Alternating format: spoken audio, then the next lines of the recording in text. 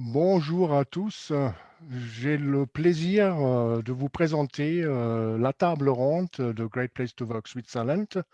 Notamment, je vous présente non seulement Anthony Coeur, Anthony Cour, pardon, Grégory Stollet, Céline Mazet, mais aussi bien sûr Patrice Brun, directement de Great Place to Work. Et je vous prie, Patrice, de prendre la parole.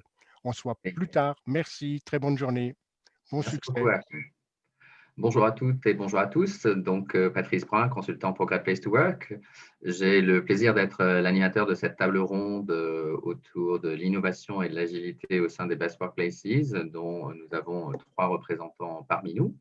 Et on va leur passer la parole pour qu'ils puissent se présenter chacun. Et on va faire un honneur aux dames en commençant par Céline Mazet de SPD. Merci Patrice. Bonjour à tous. Je suis Céline Mazet. Je suis responsable RH dans la société Swiss Precision Diagnostic. C'est une joint venture à 50-50 entre P&G et Abbott. Le siège est à Genève. Nous avons aussi le centre recherche et développement en Angleterre et un bureau à Shanghai. Les produits que nous faisons sont les tests de grossesse et tests d'ovulation de la marque Clearblue. Et nous avons reçu le prix Great Place to Work cette année pour notre site à Genève. Merci. Grégory ou Anthony? Je vais prendre la parole alors. Allez-y. Donc, mon nom est Grégory Stoller. J'ai deux casquettes dans la société DBI Services, une casquette de responsable des ressources humaines et puis une casquette de responsable financier, CFO en fait. Brièvement, quelques mots sur DBI Services. DBI Services est une société encore relativement jeune, étant donné qu'on a 10 ans d'existence. Néanmoins, on a fait de grandes choses en 10 ans, étant donné qu'aujourd'hui, on est 80 collaborateurs répartis en Suisse sur 5 succursales, le siège étant dans le Jura, à Delémont. On a également réussi à obtenir la meilleure place de Great Place to Work en 2019. Et puis, c'est une des raisons pour laquelle j'ai la possibilité effectivement d'assister à cette présentation. Merci, Grégory. Anthony? Bonjour à toutes et à tous. Alors, mon nom c'est Anthony Cour.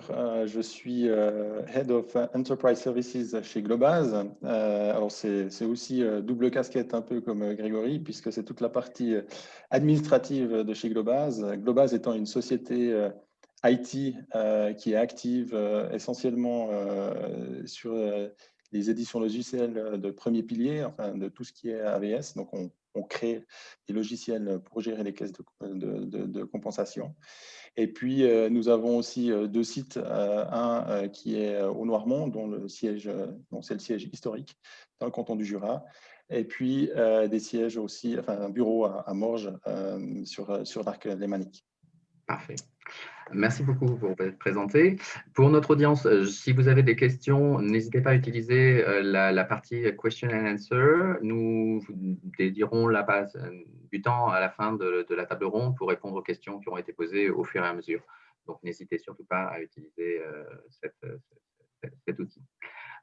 Donc, pour parler de l'innovation et de l'agilité au sein des Best Workplaces, alors déjà pour faire un point pour notre audience, vous n'êtes pas des entreprises agiles au sens pur du terme, vous n'êtes pas des entreprises holacratiques telles que peuvent l'être Loico en Suisse ou WL Gore, qui est aussi une Best Workplace à travers le monde, qui est fabricant du Cortex. Mais on détecte dans les Best Workplaces beaucoup d'innovation et beaucoup de capacités d'agilité. Et sur l'échelle de l'agilité, en effet, j'aimerais savoir à peu près comment vous vous positionnez. On a vu que vous avez des historiques de naissance très différents, une joint venture pour SPD, Grégory Stollet, vous avez été fondé avec, vous êtes un des fondateurs avec 3 autres personnes, et Anthony, vous êtes une émanation d'une entreprise à but administratif. Donc, en termes de niveau d'agilité, quel niveau vous donneriez? Et pour vous, voilà, j'ai établi 3 questions pour faire un cadre à la table ronde. Quel niveau d'agilité? Comment se traduit dans la structure d'entreprise? Et comment l'innovation est appréhendée, sachant qu'on parle à la fois d'agilité pour l'innovation interne et d'innovation pour la partie externe. Donc, je vous laisse peut-être commencer, Céline, si vous souhaitez aussi. Je vais commencer sur le niveau d'agilité. Donc, SPD, c'est une entreprise de taille moyenne. Donc, on a 2 multinationales comme actionnaires avec P&G et Abbott. On peut prendre le meilleur des deux et on peut aussi être indépendant. Donc, c'est intéressant, ça nous permet d'être agile. D'un autre côté, pour certains processus, il faut quand même qu'on ait les accords des deux actionnaires. Donc, sur certains cas, ça peut nous ralentir. Mais je dirais qu'on est quand même une société assez agile puisque déjà, l'agilité, c'est une de nos 5 valeurs. Donc, on a un groupe de travail au sein de la société qui travaille sur cette valeur, qui encourage, qui a créé des workshops. Et donc, nous encourageons vraiment cet état d'esprit. Pour ma part, il y a 1 an et demi, j'ai travaillé sur un projet pour notre bureau en Chine. Donc, on avait l'entité qui existait et on m'a demandé de recruter au plus vite notre premier employé. Donc, il y avait tout à créer, que ce soit du processus de recrutement, le contrat, le manuel RH, le paiement des salaires. Donc, on m'a donné ce projet avec des objectifs clairs, beaucoup de confiance. Bien sûr, j'avais des revues régulières avec la directrice et des membres de la direction. Mais voilà, on m'a laissé mener ce projet à bien comme je le désirais, ce qui m'a permis vraiment d'être agile et de m'adapter. Et donc, sous 4 mois, j'avais réussi à avoir le premier employé qui commençait dans notre entité en Chine. Donc, je pense que c'est un bon exemple d'agilité. Ensuite, vu qu'on est une moyenne société, on est aussi très agile sur nos process et on se remet souvent en cause et on les ajuste au fur et à mesure quand il le faut.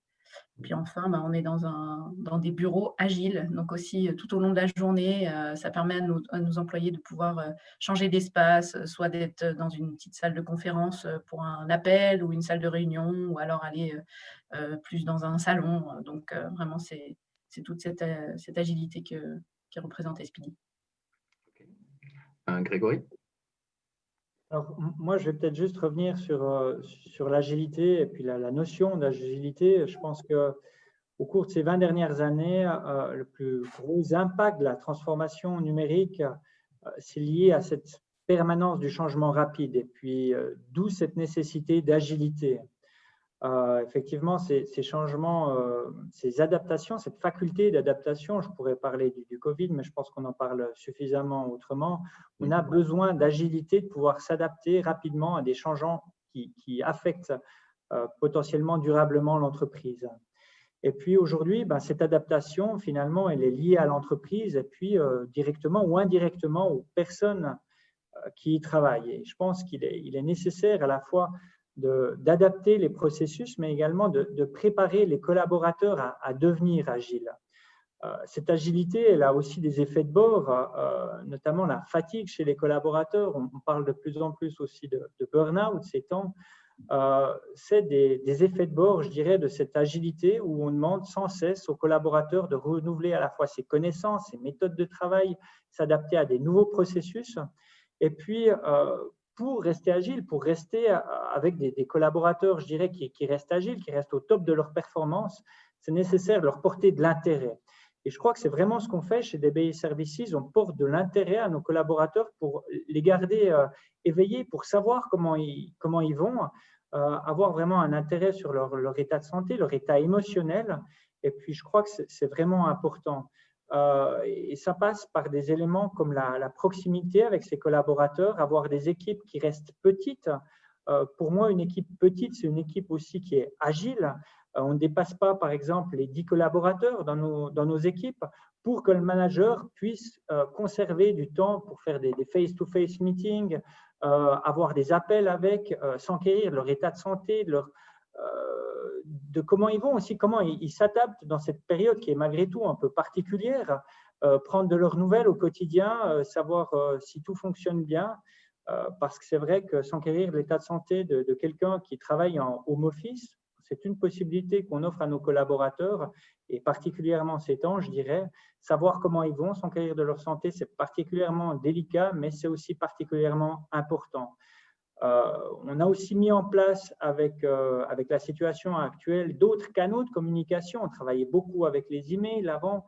Maintenant, on travaille plus avec des outils de chat, pour ne pas le nommer Microsoft Teams, par exemple, qui permettent d'avoir une réactivité qui est plus importante, parce que je parlais de proximité avec les collaborateurs.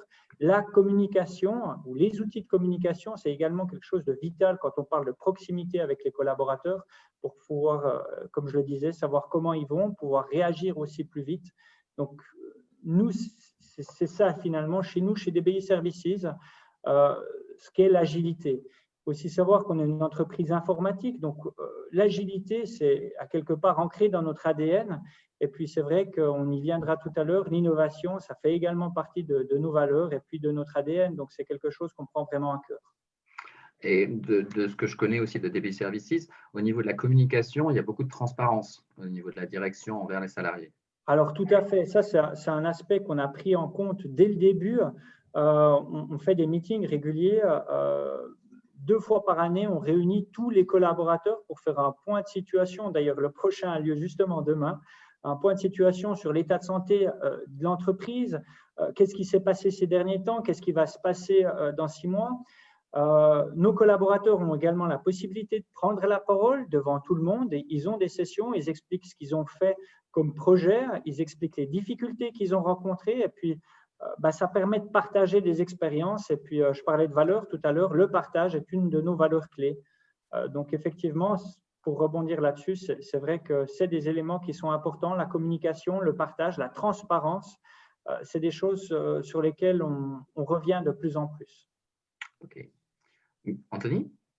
Oui, alors je vais rebondir aussi sur ce que disait Grégory en termes d'agilité et ce besoin d'adaptation, puisque chez Globase, comme vous le mentionnez, au tout début, on est né en fait d'une externalisation d'un service informatique administratif, donc une structure extrêmement hiérarchique, sans porter un jugement de valeur sur le fait d'être hiérarchique ou pas. Et puis, à partir de 2015, en fait, on a entrepris cette transformation de structure chez Globase, parce qu'il y avait un besoin aussi de le faire, le besoin marché. Et on a introduit ces notions et ces valeurs de l'agilité au sein de l'entreprise. Alors, on l'a introduit pas d'une manière brutale. On a commencé effectivement par le secteur de développement logiciel. Donc, c'est aussi, comme le disait Grégory, l'agilité est née de l'IT. Donc, c'est ce qui nous paraissait le plus naturel. Et puis, on a surtout fait accompagner les équipes par des personnes qui étaient experts dans cette mise en place de l'agilité. Donc, mais on n'a pas pratiqué ça en faisant des cours ex cathedra, c'est-à-dire qu'on n'a pas envoyé une dizaine de collaborateurs dans un cours et puis on leur a dit voilà l'agilité, ce que c'est, voilà les principes, les manières de fonctionner. En fait, on a mis ce coach, c'était vraiment un coach au quotidien avec les équipes. Et à travers en fait ce déploiement, c'est là qu'a commencé à prendre cette culture agile.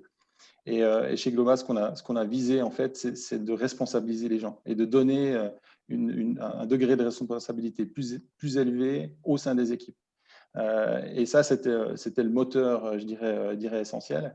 Un des éléments, par contre, qui a été assez vite visible, qui est assez marquant. Ce n'est pas le seul, mais chez Globase, on est passé d'une vingtaine de managers à on sera moins de 10 cette année.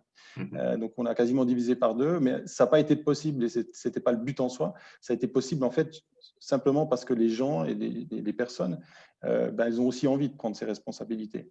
Alors, c'est clair que ça intègre aussi une notion d'articulation de la société un peu différente. Aujourd'hui, par exemple, chez Globase, on parle de fonction et de rôle. Donc, on a cette dualité en fait qui est venue s'installer. Et effectivement, là aussi, il faut accompagner les personnes pour qu'ils puissent prendre en main ces fonctions et ces rôles, toute la dimension qu'il y a derrière, pour pas générer effectivement cette fatigue du changement continu, quel est le périmètre de mon rôle, de ma fonction. Et on fait aussi attention dans les recrutements à avoir aussi, on sait très bien que il y a certaines personnes qui ont besoin d'un environnement très structuré. Et ces personnes-là, c'est clair que dans un environnement agile tel qu'on le pratique chez Globase, c'est un petit peu plus difficile pour elles de s'épanouir dans leur travail. Et à ce titre-là, on fait extrêmement attention aussi d'accompagner les gens par rapport à ça et aussi les candidats. Donc, par exemple, dans le recrutement, on a mis tout en place un système de discussion avec les candidats sur quels sont leurs réels plaisirs de faire, avec des outils aussi, un outil qui s'appelle Map and Match et qui est aussi d'ailleurs présent au salon RH, qu'on a déployé effectivement depuis 3 ans pour accompagner cette transformation agile. Et on en vient aujourd'hui en fait à organiser ou avoir une organisation d'entreprise qu'on gère un petit peu comme une version de logiciel, si on veut. On l'adapte en fonction des besoins des clients, en fonction des projets qui arrivent, qui se finissent. Et cette organisation plateau projet en petites équipes, effectivement, elle porte ses fruits assez fortement et se ressent dans les valeurs. Je parlais de responsabilité, c'est une de nos valeurs clés chez Globase. OK, merci. Donc, ce qui porte votre agilité en partie, ce sont vos valeurs, je l'ai bien compris, et une capacité d'adaptation, comme Céline l'a démontré, Grégory ou Anthony. Céline, au niveau de l'interne, au sein de SPD, au niveau de tout ce qui est de l'implication des membres de la direction, il y a une importance aussi dans la communication et comment ça se traduit? Vous avez je crois, quelque chose qui s'appelle un forum communication. Oui, voilà. Donc, on a un forum de communication avec un représentant par équipe. Donc, on le fait. Bon, alors, je parle pour le site à Genève. Et il y a un membre de la Lead Team qui est présent. Et c'est un forum dans lequel les employés peuvent poser toutes les questions qu'ils ont ou s'il y a quelque chose qu'on voudrait mettre en place dans la société, on leur demande le feedback, ce qui nous permet vraiment de les impliquer.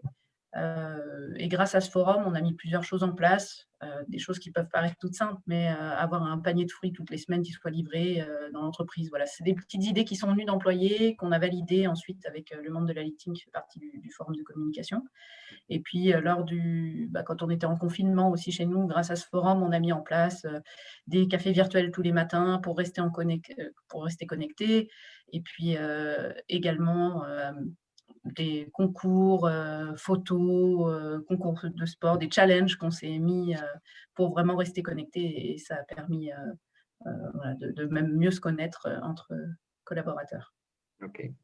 Au niveau de TDI, Grégory, vous utilisez aussi les projets participatifs dans l'entreprise avec, Oui, effectivement, c'est quelque chose qu'on a mis en place il y a de ça environ 3 ans, je crois, où on a décidé de rendre finalement le collaborateur acteur de la société.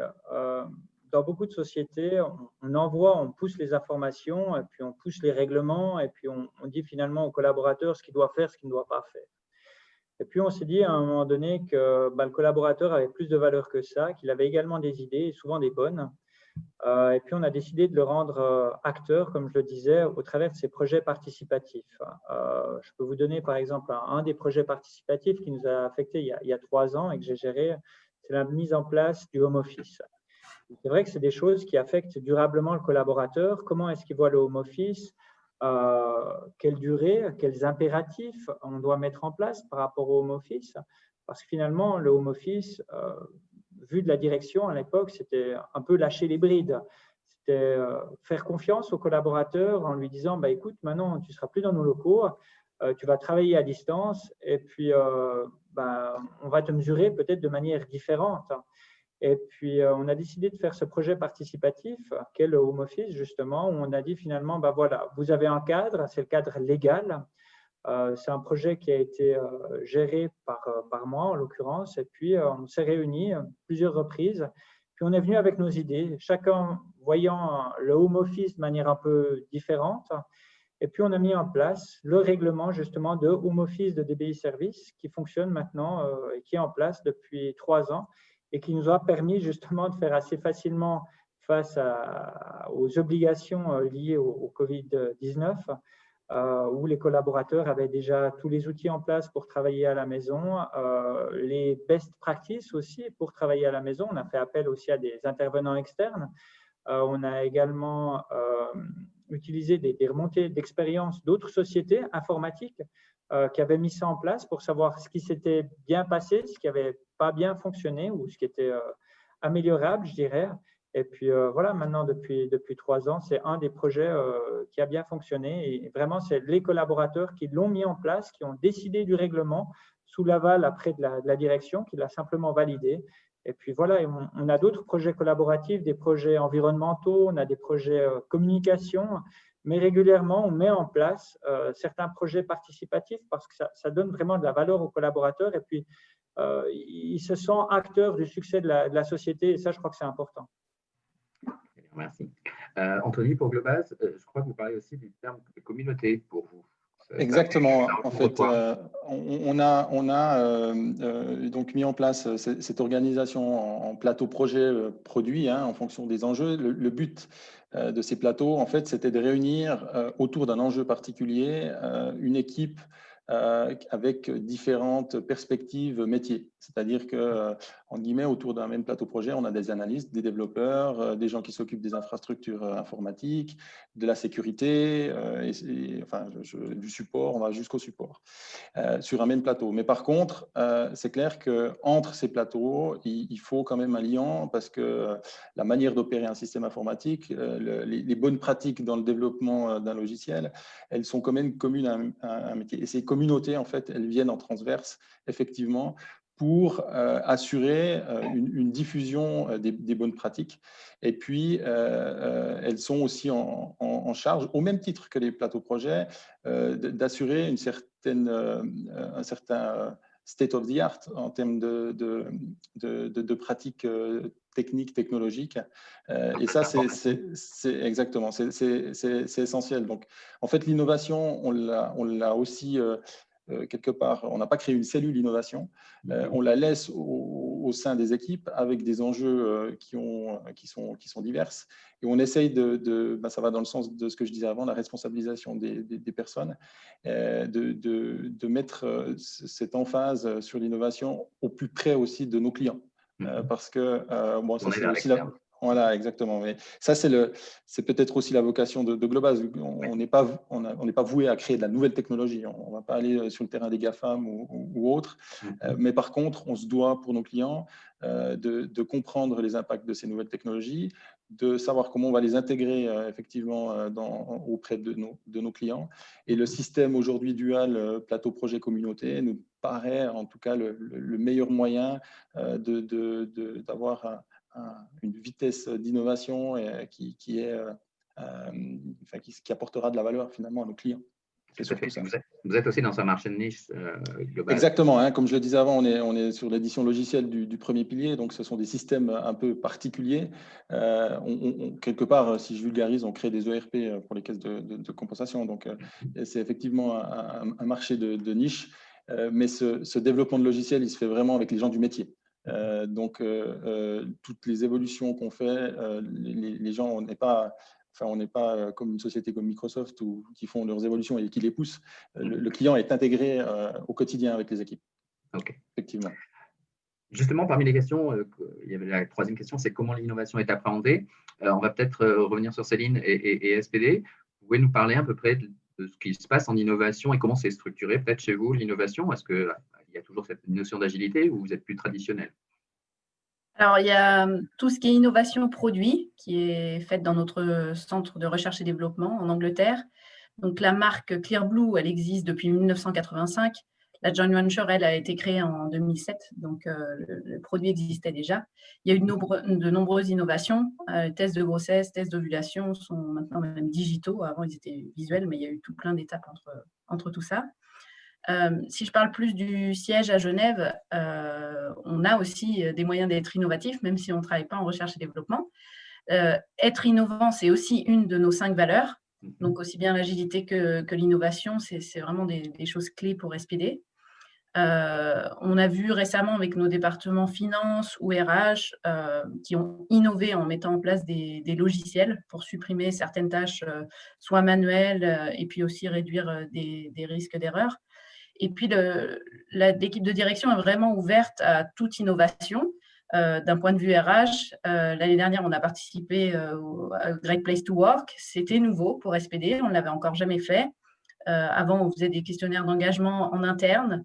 Là, on a voulu essayer quelque chose de nouveau à l'externe. Et c'est vrai que c'est toujours, enfin, les nouvelles idées sont toujours les bienvenues et souvent approuvées par la lead team. Donc, c'est appréciable. D'accord. Est-ce que l'agilité, c'est un terme que vous utilisez lors de vos recrutements? Pas du tout. Alors, vu que c'est dans nos 5 valeurs, donc on a Caring, Integrity, Agile, Innovative et Passion to Win, ce sont des choses, alors en fonction du rôle, bien évidemment, pour lequel on recrute, mais dans notre processus de recrutement, on a des questions qui ont été faites au départ, on est parti de nos valeurs. Donc, oui, ce sont des choses qui font partie de notre processus de recrutement. OK. Grégory, au niveau de l'innovation chez DBI Services, vous l'appréhendez comment? Alors, chez nous, je pense qu'on peut dire que ça fait effectivement, comme d'autres choses, partie vraiment de la structure de la société. Encore une fois, on est actif dans le domaine informatique, plus particulièrement dans ce qu'on appelle le middleware. Et c'est vrai que finalement, comme Globase, on ne développe pas de logiciel, mais on est en contact vraiment étroit avec l'informatique. Et souvent, quand on dit informatique, on dit innovation. De notre côté, cette innovation, on va la chercher tant à l'interne qu'à l'externe. Je peux vous donner quelques exemples concrets de projets. Si je parle d'innovation à l'interne, on a développé et puis on a des collaborateurs qui développent des projets. Notamment, je pense à un projet qui est SEODB. De manière très basique, sans rentrer dans les détails, c'est une base de données qui permet une meilleure conformité du stockage et des données finalement avec le RGPD. Et puis, ce projet, il a été retenu par InnoSuisse. Puis, on a eu la chance en début d'année de faire partie du salon du CES à Las Vegas et d'y participer sur le stand suisse. Mais finalement, cette innovation à l'interne, on la cultive et il faut la cultiver. Et on la cultive de la manière suivante, en mettant du temps à disposition de nos collaborateurs pour innover, pour se former, pour se certifier aussi. Et puis, je crois que c'est quelque chose qui est très apprécié par nos collaborateurs. Je parlais également d'innovation à l'externe. Ce qu'on fait, c'est qu'on va aussi la chercher à l'externe, cette innovation. On met au concours des projets. Un concours qu'on a mis récemment en projet, c'était l'appréhension de la consommation de l'énergie dans les domaines urbains avec des outils de big data. Et puis, des écoles, des centres de recherche ont eu la possibilité de répondre finalement à un peu ce qu'on pourrait appeler un appel d'offres. Et puis, on a appris beaucoup au travers de ce type de projet. On participe également à des projets de maturité digitale avec les HES, avec les chambres économiques. Moi-même, étant membre de la direction, je suis expert aux examens de la HES de Neuchâtel. Donc, il s'agit vraiment d'aller la chercher, cette innovation. Et puis, cette innovation, on la trouve à l'interne et à l'externe. Et à l'interne, on arrive, comme je le disais tout à l'heure, en donnant du temps aux collaborateurs à susciter cet intérêt pour les technologies et puis à des fois faire émerger quelques pépites. Je pense en l'occurrence à l'exemple que je donnais tout à l'heure, SEODB, qui nous a permis de rayonner, je dirais, de manière internationale. Ok, très bien. Anthony, quelque chose à rajouter par rapport à l'innovation peut-être? En fait, ce qui nous, chez Globase, effectivement, nous importe, hein, c'est cette innovation au sein des plateaux projets. Et puis, on est conscient aussi que peut-être pas tout le monde a ces préférences-là. Donc là aussi, le fait d'être à l'aise dans le changement, d'avoir cet esprit de curiosité. On a d'ailleurs deux valeurs qui sont ouverture et initiative, qui rejoignent assez bien cette notion d'innovation. Elles doivent être, elles sont portées au sein des équipes, mais on sait aussi qu'il faut un bon mix. Nous, ce qu'on parle, c'est d'innovation appliquée, par exemple. Donc, si je schématise le professeur Tournesol dans son labo qui fait ses expériences, c'est intéressant, mais pour nous, c'est pas le but. Donc, encore une fois, au sein des équipes, on va aussi essayer d'équilibrer ses appétences sur l'innovation, mais aussi sur la partie, il faut produire, il faut que ce soit en production, que ça fonctionne, et on va essayer à travers des outils comme Map & Match, encore une fois, qui permettent de caractériser en fait les raisons d'être des équipes et aussi de voir le profil des plaisirs de chacun et de l'équipe et de cette intelligence collective au service de l'innovation. Et c'est ça qu'on va essayer d'aller chercher au quotidien chez nous. Ok, donc on voit qu'en effet, l'agilité a aussi des répercussions à la fois dans la structure de l'entreprise, comme vous l'aviez mentionné tout à l'heure, dans l'évolution, notamment du corps managérial chez Globase, mais aussi sur la façon dont vous traitez les informations en interne, la communication, l'implication des salariés. Tout ça sur base de confiance, puisque c'est un des termes aussi que vous avez cité, hein, tous les trois quasiment. Lors de notre panel. Alors, on arrive quasiment à la fin de la demi-heure. On a une question qui a été posée par une personne, donc on va peut-être y répondre. Si d'autres personnes ont des questions, n'hésitez pas. Donc, c'est Monsieur Adorn qui nous demande, sauf respect, la taille de votre entreprise permet une gestion agile avec une grande proximité, avec des processus simples, des parcours décisionnels rapides. Jusqu'à quelle taille de vos entreprises respectives pensez-vous pouvoir maintenir cette approche, sachant qu'une plus grande entreprise perd certains avantages en termes de mobilité et doit plus structurer l'approche? Céline, vous êtes au total, vous êtes quasiment 300 au sein de SPD? Un petit peu moins de 200. D'accord. Ouais. Okay. Vous voyez votre futur comment? Vous pensez encore grandir ou pour l'instant c'est… Non, je pense que c'est assez stable. Ça a toujours été ce même chiffre depuis la création de la joint venture en 2007. Par contre, effectivement, pour avoir 2 grosses multinationales comme actionnaires, je peux voir qu'on est plus agile sur certains process que, par exemple, Procter & Gamble. On est dans leurs locaux, donc je suis en contact régulier avec eux. Donc, c'est vrai que sur certaines choses, ça se voit après jusqu'à quelle taille une entreprise peut maintenir cette agilité. C'est une bonne question. Je vais laisser répondre Grégory et Anthony, et je pourrais citer un exemple. Allez-y, Grégory ou Anthony. En ce qui nous concerne, c'est vrai que l'agilité, c'est un terme important. On a commencé, on était 10, aujourd'hui on est 80. On a la chance de pouvoir conserver l'agilité de nos débuts.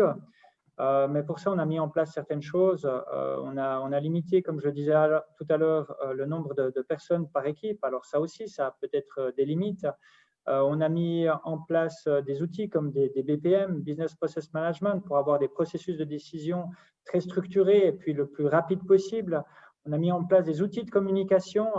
Et puis, au milieu de tout ça, on essaye de ne pas perdre cette fibre humaine qui peut-être, effectivement, avec la taille d'une multinationale, peut être diminuée, voire diluée au niveau de la taille. Maintenant, je n'ai pas vraiment de feedback à apporter par rapport à ça. Moi, ce que je peux dire, c'est que notre évolution n'a pas péjoré, je dirais, cette agilité et puis ce contact avec les collaborateurs grâce à quelques outils et puis quelques bonnes pratiques qu'on a mis en place. Voilà. Anthony? Pour Globaz, c'est vrai, effectivement, donner une taille, c'est compliqué parce que ça dépend aussi beaucoup de la culture et puis de la manière de fonctionner. Chez Globaz, pour mettre en place l'agilité, c'est clair qu'on est passé par une réduction du nombre de personnes dans les équipes, au sein des équipes. Donc, un découpage un peu plus fin en termes d'organisation, ce qui demande aussi effectivement d'organiser le travail entre ces équipes de manière un peu différente. Oui, les processus décisionnels sont effectivement assez rapides. C'est vrai que les membres du comité de direction de chez Globaz sont sponsors de ces activités. Et on a d'ailleurs commencé par le comité de direction. Donc ça, c'est aussi peut-être preuve d'exemple. Mais en fait, c'est ce qu'il faut essayer de maintenir dans le développement. Depuis qu'on a mis en place l'agilité, effectivement, on a grandi à peu près de 50% des effectifs. Aujourd'hui, il y a à peu près 120 ressources qui travaillent chez Globaz. Et comme Grégory, on n'a pas constaté de ralentissement ou de perte de flexibilité liée à cette taille qui croît. Et on se projette dans le futur avec encore une croissance. Donc, mais par contre, effectivement, la complexité du système d'organisation de l'entreprise va se complexifier au fur et à mesure de la taille. Ça, c'est une évidence. Et sera sûrement amené à être révisé pour redonner de la souplesse. Okay. Pour répondre aussi à la personne qui a posé la question, une des entreprises, alors qui est complètement agile, qui est holacratique et qui est multinationale, je l'ai cité en introduction, c'est WL Gore, donc les fabricants du Gore-Tex, qui est une entreprise holacratique, donc, et qui est, je ne sais pas combien sont salariés, mais je pense plusieurs milliers, à travers le monde notamment. Une dernière question qui nous est posée, quel est l'âge médian au sein de vos structures respectives? Et la personne pose un complément. Ces valeurs d'innovation et d'agilité rencontrent-elles un succès auprès de toutes les générations, 20, 30, 40 et 50? Alors, chez Globaz, en tout cas, la moyenne d'âge, on est à 38 ans.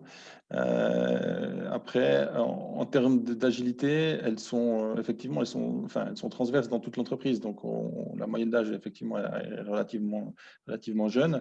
Mais on ne constate pas d'écart entre les générations sur ces parties d'agilité.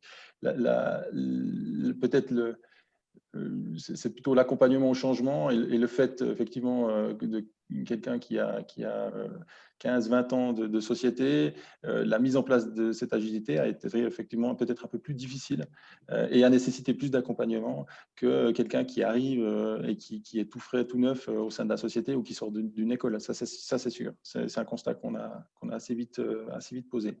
L'agilité, c'est surtout sa mise en place et le changement qui est introduit par la mise en place qui pose plus de problèmes peut-être en effet.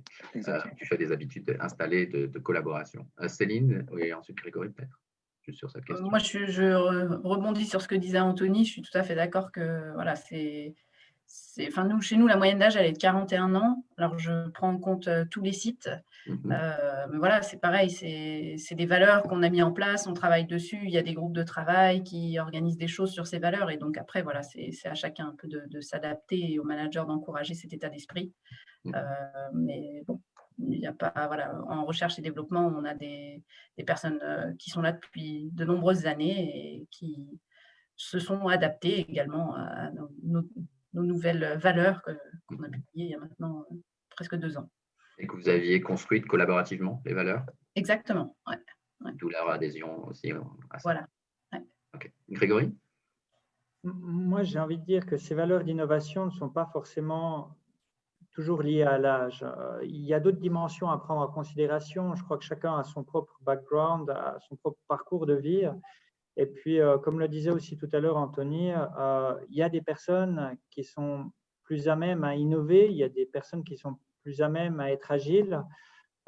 Chacun a ses qualités, ses défauts, mais la composante de l'âge est une parmi de nombreuses autres composantes. Ok. Monsieur, alors, est-ce qu'on a encore Oui, on a encore une nouvelle question dans les Q&A. Donc, Mélanie qui nous demande comment faire intégrer cette agilité chez les nouveaux collaborateurs. Alors effectivement, le processus d'intégration d'un nouveau collaborateur, il est extrêmement important. Et chez Globase, on a mis toute une systématique en place pour le nouveau collaborateur et ça commence à l'entretien. Donc, c'est vrai qu'on a toute une panel de questions qui a attrait à effectivement cet environnement agile pour essayer d'aller comprendre comment le nouveau collaborateur ou le potentiel nouveau collaborateur va pouvoir s'intégrer dans cet environnement-là. Et puis, lors de son arrivée, en fait, il a un programme où il fait effectivement le tour des différentes fonctions, des différents départements, des différents secteurs de l'entreprise.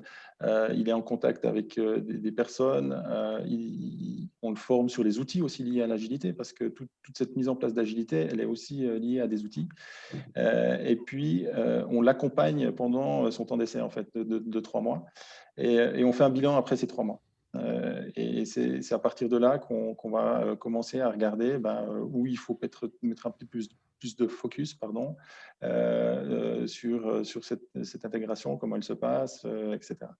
Un développeur, par exemple, chez nous, il devrait normalement être sur des projets clients après 1 mois. Donc, c'est assez rapide, effectivement. Mais ce n'est pas possible si on ne fait pas le nécessaire avant, effectivement. Au moment du recrutement et de l'onboarding. Il y a des notions de style capacité de prise de décision, d'autonomie?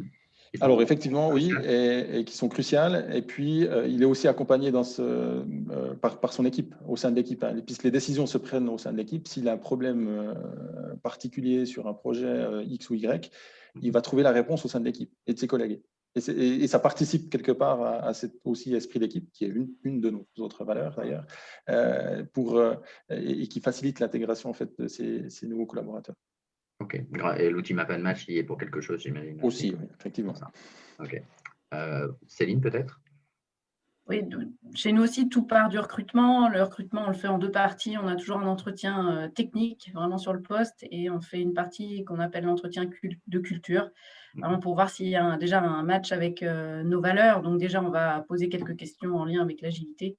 Et puis après, dans le onboarding, il y a tout un process voilà, où les valeurs sont incluses.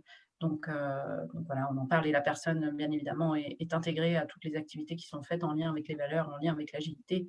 Donc voilà, mais c'est vraiment, encore une fois, un état d'esprit, beaucoup de confiance qu'on donne aux collaborateurs qui nous rejoignent. Donc je pense que le recrutement est le point clé pour l'agilité. Et Grégory? Je rebondis sur tant ce qu'a dit Anthony que Céline. Hein, il y a effectivement les outils qui permettent l'agilité. Il y a le onboarding. Alors, effectivement, chacun a ses propres processus de onboarding. Mais c'est aussi une manière de voir si le collaborateur est agile. Chez nous, finalement, cette agilité, elle transpire sur les nouveaux collaborateurs, si je peux dire. Parce que nos collaborateurs actuels sont agiles. Et puis, si vous voulez, quand on pose une question sur un forum qui a une réponse dans les 5 minutes, et puis que la personne, le nouveau collaborateur, a obtenu sa réponse dans les 5 minutes, lors de la prochaine question, il peut répondre, il se sent aussi redevable. Donc, c'est un tout, c'est un écosystème qui fait que les collaborateurs, entre eux, ont créé cette harmonie et puis cette agilité.